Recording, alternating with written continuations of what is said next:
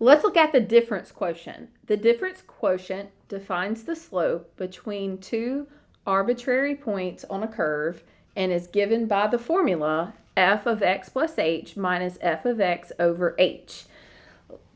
First off, let me explain what all this means. If you have a curve and you pick any 2 points on that curve, let's say this point and this point, then the line that is going through those 2 points, the slope of that line is what this is defining, okay? And so you're picking any 2 random points, and the slope is given by this formula.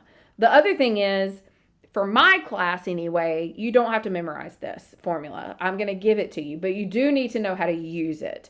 So what we are really trying to find is the slope between any 2 points on a curve. Okay, and so how are we going to break this down? First, we're going to find f of x plus h. Second, we're going to do the minus f of x. And third, we're going to do the, divide by h. Okay, so let's do this with this example. F of x equals 3x minus 1.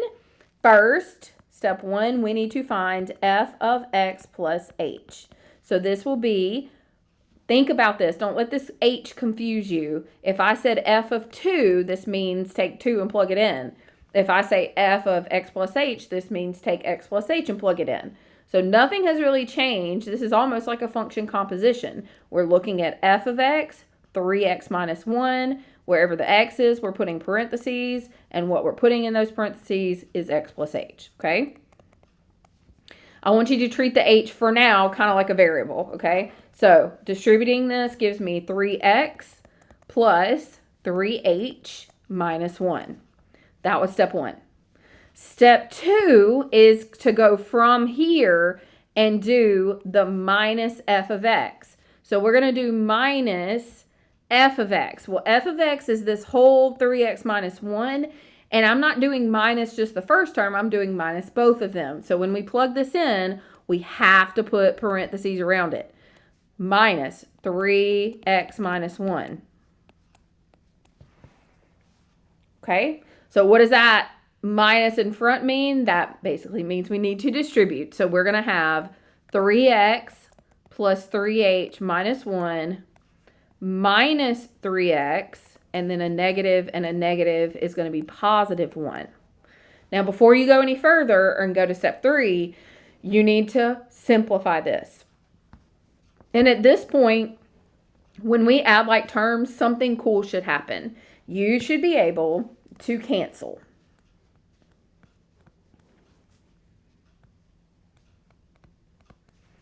All right, what do I mean by that? Well, let's see. If we have 3x minus 3x, that cancels. If we have negative 1 plus 1, that cancels. So really all I have left is 3h. And so that is going to be the pattern for all of this, is you should be left with terms with only h in them. Now we can go to step 3. Step 3 is divide by h. So whatever we have left, we're going to divide by h, and then we can cancel our h's, and that gives us a difference quotient of 3, which tells me that the slope of this function between any 2 points is 3. And if you go and look at what function this is, 3x minus 1 is a linear function anyway. So basically it's saying the slope of this line is 3, and that is the case. Okay, so you're kind of just confirming it. That said, even though you know that, I still need to see the work. Okay, so make sure you show the work on this. Just writing 3 is not enough. And oftentimes people choose the wrong number, so it's better to work this out anyway. Let's look at our other example. This is a quadratic. F of x equals x squared minus 3. Just a quick review. Minus 3 takes a parabola down 3 units. And we are looking for the slope between any 2 points. So step 1 would be plugging in x plus h. So f of x plus h. That's going to give me, now remember, when we plug this in, we're putting parentheses around the x, but the square is on the outside. So this would be x plus h squared minus 3. How do we simplify this? Remember, we talked about this already. If you have y squared, that's y times y. So we're going to write x plus h twice. So x plus h times x plus h minus 3. And now we've got to FOIL this out. Okay, so do double distribution or FOIL, whatever you like, whatever works best for you.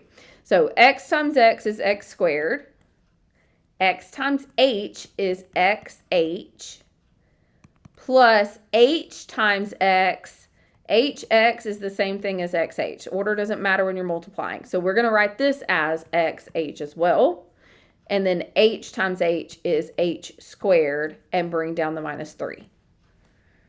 Okay, before I go too much further, let's add like terms. So the xh and xh is going to combine together to give us 2xh. So we have x squared plus 2xh, and then bring down the h squared minus 3.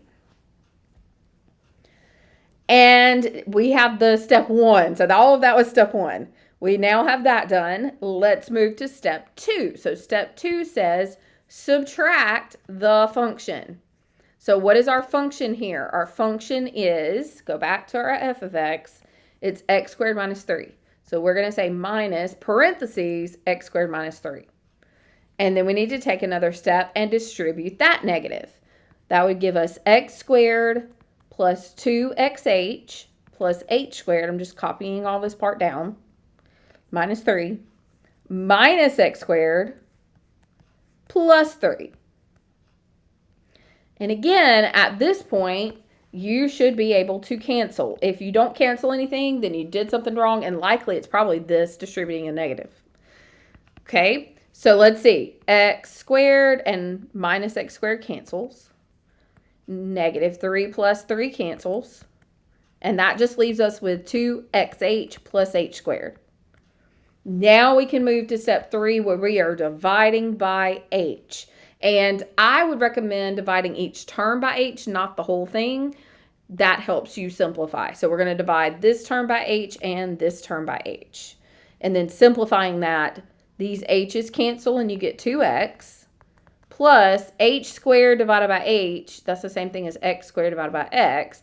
You really got h times h over h. One set cancels and you're left with an h. So you can have an h left in the answer, and that's okay. So our answer here is 2x plus h.